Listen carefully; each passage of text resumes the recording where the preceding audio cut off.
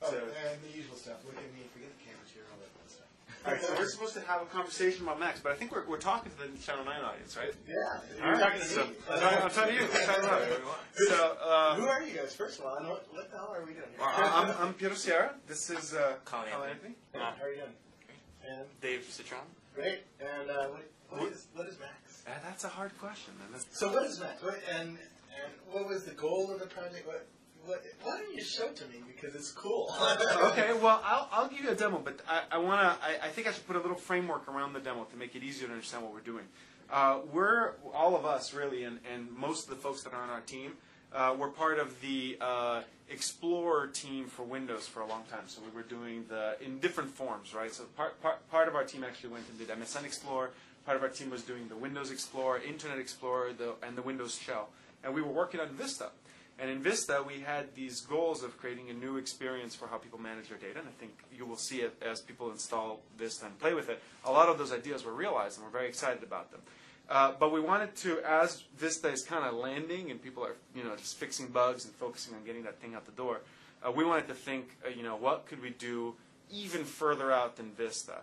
And are there some changes that we would need to do to the basic architecture of how you manage and visualize your data and exchange your data with other people that we could deliver?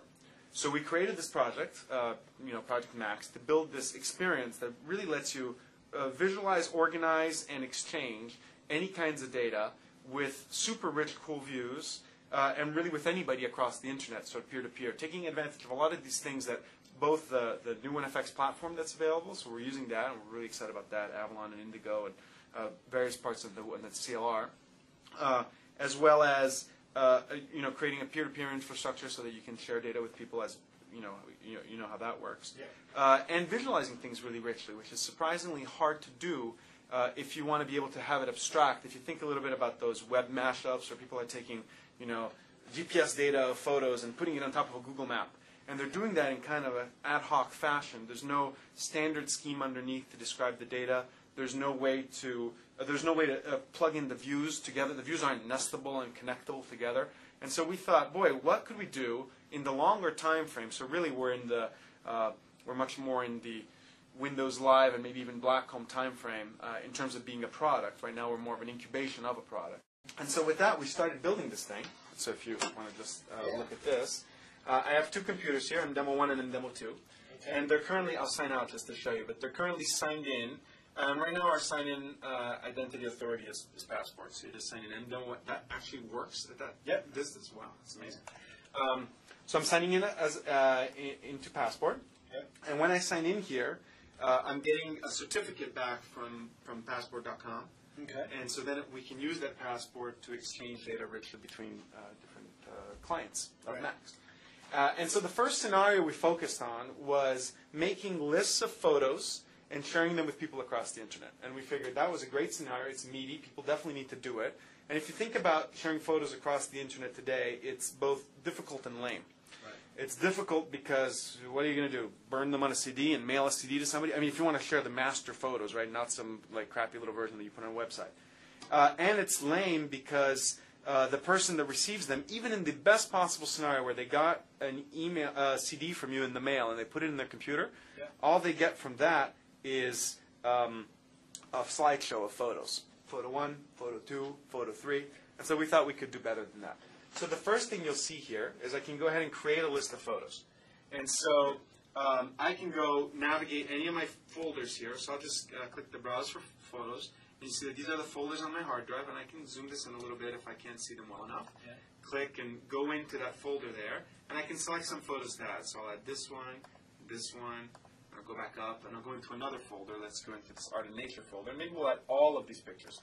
So I add them all. And here already you see that our views architecture is pretty rich because it allows us to put, for example, our views are fully scalable. So if I can zoom all the way up so I can actually see the photos at quite large size. Yeah.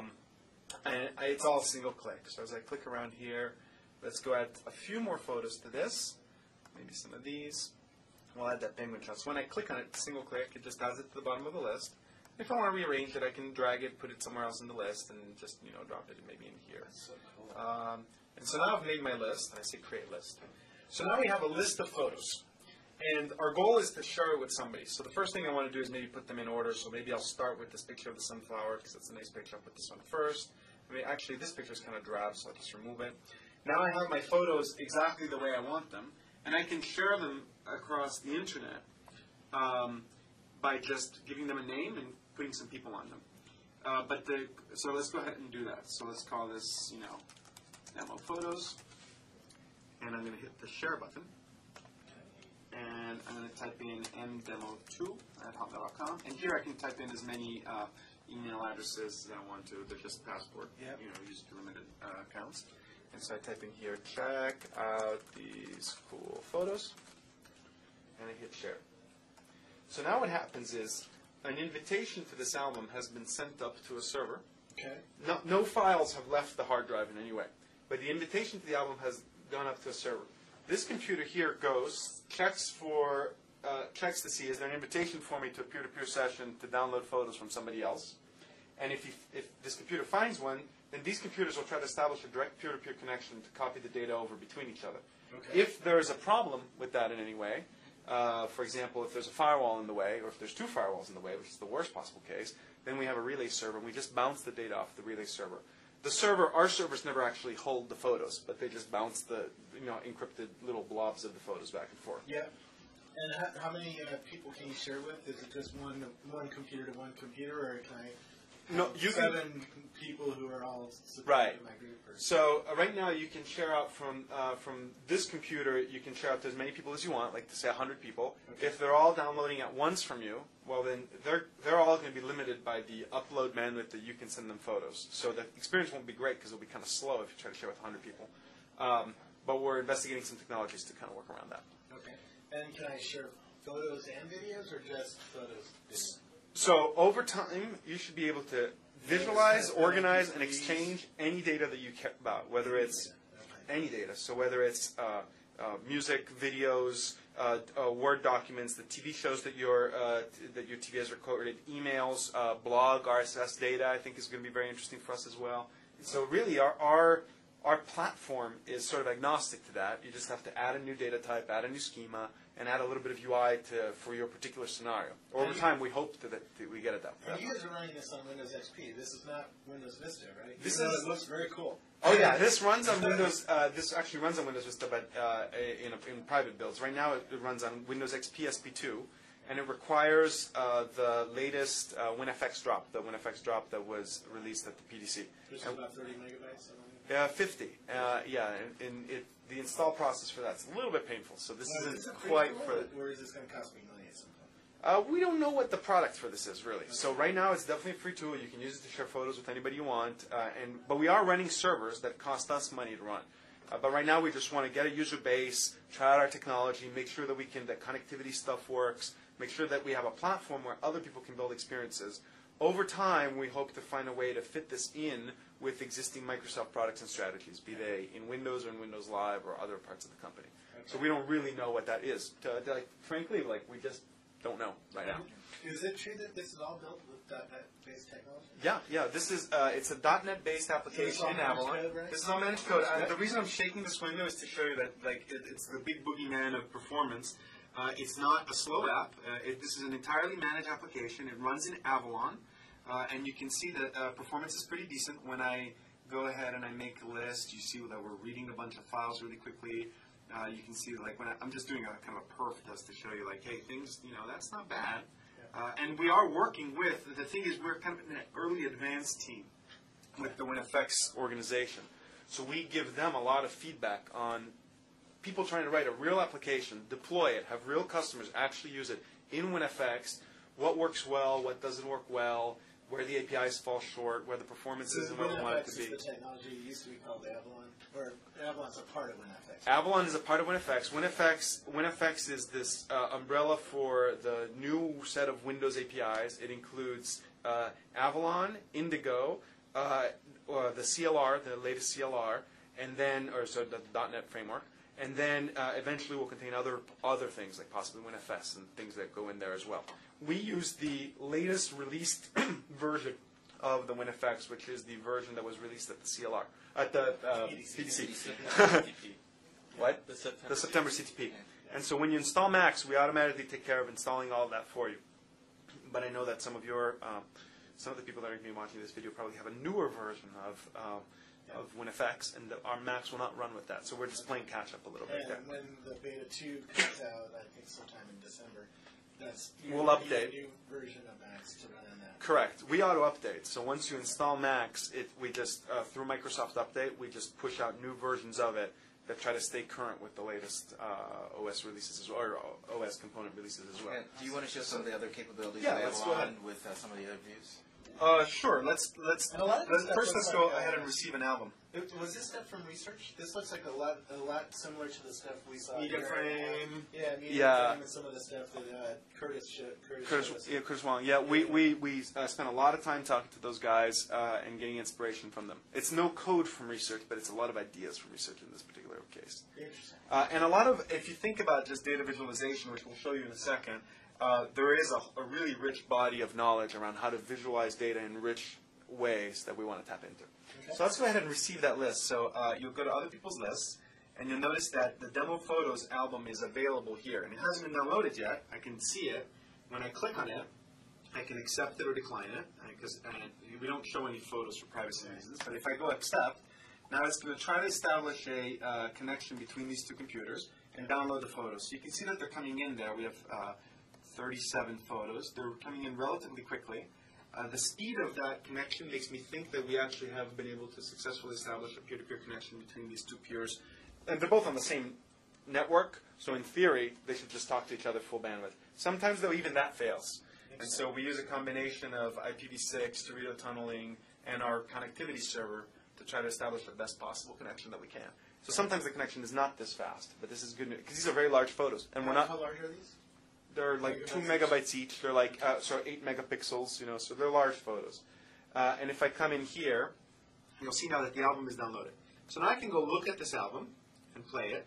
And so here you can see that I'm just getting a nice playback experience. And the photos came in the order that they were that I sent them out here. So this particular photo here of the sunflower was the one that came first. But I could go ahead and I could apply a different view to these photos. So I could go ahead and say, let's take this view and apply what we call the album view. So the album view is, and again, you can just see our view technology allowing us to make composable, pluggable views very easily. Yeah. So this Now, view, how are you guys doing that kind of animation? we use Avalon Animations for that. It's actually part of the WinFX platform that allows you, when you're using Avalon, you define elements and you define behaviors and patterns between them, and then you just kind of let it go. Now, does that kill your CPU, or? No, I can show you our CPU here. It should be fine. Well, let's see. Well, it's at 21% on idle here, and I'm going to start animating. Avalon actually uses the 3D card, so we are definitely hitting a spike there. Well, these are pretty low, but it's not killing it. Yeah. It's not like hitting 100 and freezing there. Avalon they try as much as possible to actually use your GPU. So these laptops actually have 3D cards in them, and in fact, I can even show you a 3D view here. So this is a view of your photos, but you can go ahead and apply something like this. So this is a 3D view of the same list of photos, and it works very much the same way. I can play it back, and so if I'm playing it back, I can see my photos, and just go between the various slides. And then if I see a photo I like maybe just go fast through these. Here's a photo I think is attractive. I click on it, and we just zoom in and show it. And so where possible, Avalon is trying to do this all with the GPU and not the CPU. And obviously, the better the GPU you have, the smoother that will be. Correct. If you go to the About dialog on our application, if you click on About here, you'll see that it says Max Graphics High. That just means that we have a GPU and it's capable of doing the acceleration for Avalon. And if it's lower, Max still works fine, but the performance goes down quite a bit. Okay. And we turn off all the animations. We turn off the animations to get a little bit snappier performance. So let me show you here, as we were creating a list. So here we've created a list. I can, as I go my album view, you can edit it and kind of change things around a little bit. So let's say that you want, I don't know, the Space Needle photo. You actually want it on this other slide. So you drag it and drop it, and it replaces it with that one. Or here, let's say that this photo is so nice that it deserves its own slide. You can kind of break it out onto its own slide like this. And you can tell a story and kind of move things around. And in fact, that also works in 3D. So if I go and I do the 3D stuff. Are the PowerPoint guys talking to you about that? Yeah, actually, we have a little demo where we pull PowerPoint. We have a demo where we do that. Where we pull turn in the Avalon elements and actually can show it in a very similar way. So look at this. This is kind of fun because it's the same functionality in 3D. So I can take this photo and swap it with that one, or break it out into its own slide, or maybe let's go and add this photo to this slide, and you see that it just kind of adds it up there, and you can change the order of them. It's kind of a nice way to kind of create an album in 3D.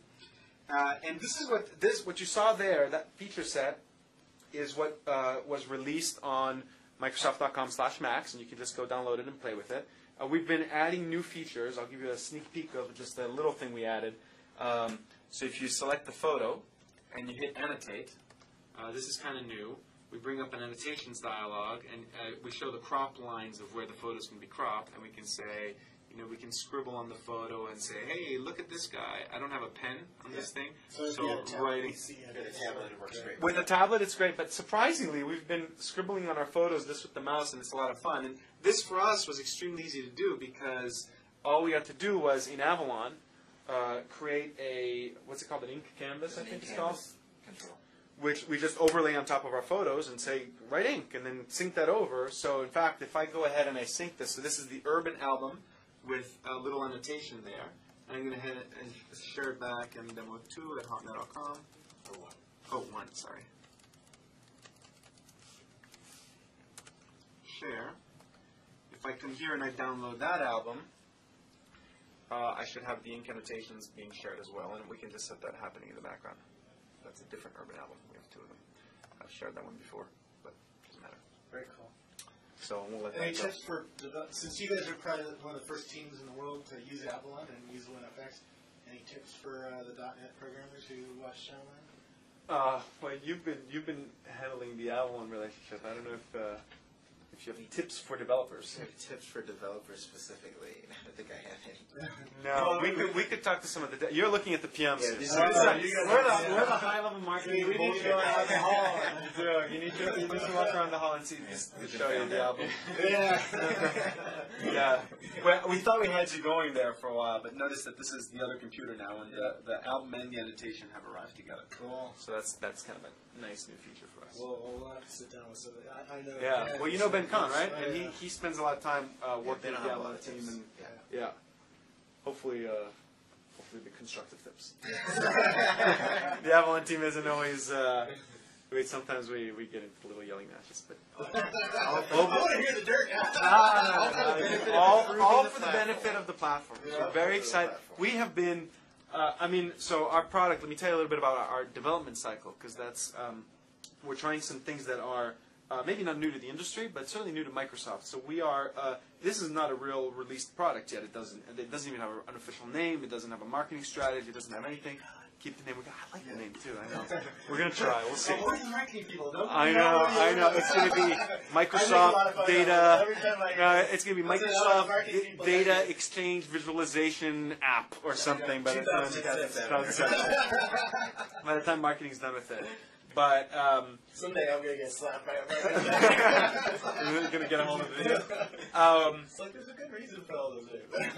But so we have a development philosophy that we iterate very quickly. We're on it's all relative, but we're on 3-month milestones, which I think is relatively quick. Yeah. And every 3 months we land the product completely. So we take off, we write some features, and then we land the product in the way that we can distribute it to all of our users. So if you're a subscriber of Max or an installed user of Max, you will get new updates every 3 months. So we might decide not to release an update every 3 months, but we have the ability to do that, which keeps us real in terms of the amount of work that we take on. It helps us schedule things and get things done. It also keeps us much more responsive to our actual user base. So I don't know if you noticed that there's little things, and this is just a tiny little thing, but on the home page for Max is our blog. Yeah. And so this is just our blog data directly from, you can go to Microsoft. MSDN, what's the MSDN.Microsoft.com/Max. Yeah. And so. Yeah, there you go. But the point is, we're trying to set up a two-way conversation with our users, where it's not this thing like we, lock ourselves up in a basement for 2 years and then release some huge product and then listen a little bit to feedback and then try to update it for the next 2-year cycle. We want to do that on a much, much faster basis. And so right now we've been able to do that, and we've been tying this back to WinFX. I think WinFX has allowed us, even though it's a not finished platform yet, and so there are challenges building on top of a moving platform, as anybody knows. Well, you're one of the premier customers too, so they're probably they treat us well. Yeah. They definitely treat us They well. think highly of you guys. So. They treat us well. That said, the platform still changes. So every so often we'll get a mail from somebody in WinFX land saying, there's big breaking change coming. All of the APIs for how you do data sync are changing. And we go like, oh, okay. That's kind of painful.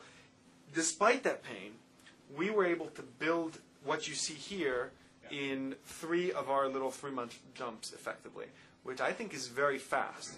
The other thing that I think is maybe different from the way Microsoft traditionally does things is we put a lot of attention to tone and polish in our product from the very beginning. And it's little things, but I'll give you this is just the tabs here look very nice. The tabs look nice, but I want to show you. You see these 3 photos, these photos here on the. This is just a bitmap, right? It's not the photos that have been shared with you because we didn't have time to do that feature. Eventually, we would do that. But a tiny little, showing you a tiny little bit of attention to detail. When I close this app and I reopen it, it just goes in the tray, right? It sits there. It happened to load up the same 3 photos, but we have several different wallpapers that we load up, and so every time here they're different. I don't know if you saw that. Yeah. But now the photos on that wallpaper are different, just to give you kind of a more pleasant experience. And a lot of the animations are things that we don't think that animations are some P2 thing that you do after the product functionality is done. We think that's a P1 part of the experience because we aim to. When you say P1, what do you mean? Oh, priority 1. Sorry, is that Microsoft Lingo P1? How long have I been here? No, we just think that. So priority 0 stuff you have to do. Priority 1. We don't believe in priority 0 on our team. Don't? No, it's P1, P2, and P3. Just because it keeps things simpler. P1 is must have to release in a milestone. P2 is would be nice, and P3 is that's not going to happen really. And so for us, the polish on the visual fidelity of things and the little shadows and the animations, all of that is part of the experience because we want to build software that people love.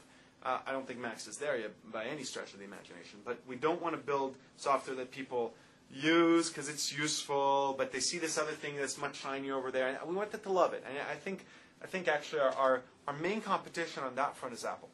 Apple makes software that it has pros and cons in terms of its functionality. Sometimes it's deep, sometimes it's not as deep, but certainly they have been able to deliver products that people emote with and feel very positively about. And we would like to do that as well, and so it's a challenge for us. Another thing you'll see is even the tone on our website. I think got quite a bit of attention when we released at the PDC. I'll just go to our website here. Yeah. I've never seen a camera get that close to the screen. Sorry. But you say it works, so it does. You can see the screen. Right? Microsoft.com/Max. So just on this website, we tried to pay attention to tone as well, and not try to be the stuffy corporate Microsoft thing that we often get accused of being. Like, notice here, these are rotating photos of all the team members, and they just kind of come in and out, and you can see the various team members. And some of the tone you'll see here, sharing is good, and share the love, and we're not robots. We're just trying to just be more friendly and be more accessible. Well, some of us are. Davis. Yeah. He's a very friendly, nice robot. Yeah. Actually, long sordid tales there. Our team is kind of a safe haven still for humans, we hope. Yeah, we hope. Very cool. That's our goal. Well, this is cool stuff. And, cool. Hey, do you want to talk to Ben and see? Yeah, I think he left. He was in here before. Oh, so. all right. Yeah. Okay. I'll talk to him later. We'll get the dev side of the house on. I just want to see the product because a lot of people hadn't downloaded it and installed it, but saw that people. I think even when people downloaded it and installed it, we got some feedback at the PDC. There were things that people really liked and things that people really didn't like. The setup experiences, because it requires a reboot and the whole WinFX install, it's painful. Good news on that front is the WinFX is getting easier to install, and over time will just be installed by default. Yeah. And so when that's true, the setup experience that we have will be easier. Things that people really did like were the attention to detail and the polish and the 3D views and things like that. But I think that over time, we want to build a real kind of connected experience with people. And I think I lost my point there. Oh, you were falling into PM then there. Yeah, there you go. It's going to be great. Thanks. Thanks for spending some time with me. Cool. It's a great product, and thanks for... We hope you enjoyed the next one.